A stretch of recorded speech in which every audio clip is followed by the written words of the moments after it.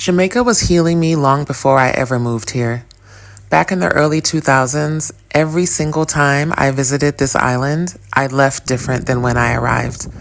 At the time, I couldn't explain it. I just knew that something about Jamaica touched a part of me that the outside world could not reach.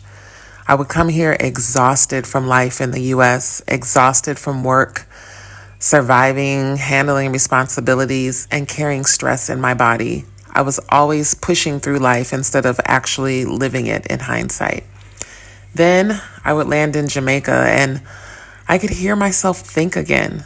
There is something spiritual about the simplicity here.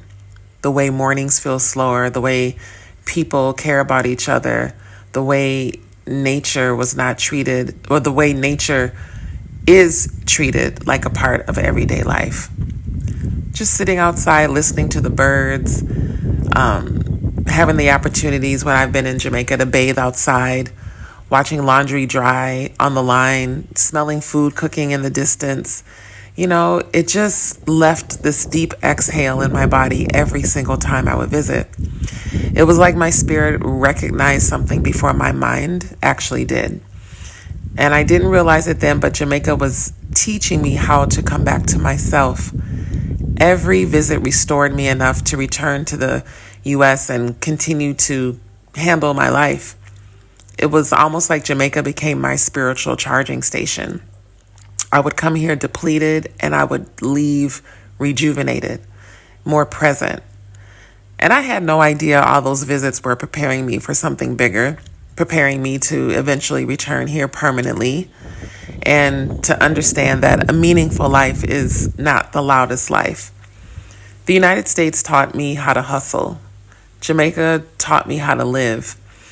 This island reminded me that abundance is not only money and material things. Abundance can be fresh air, collecting water by the spring, getting out of bed slowly when you want, fresh food, fresh fruit, sunshine, peace of mind,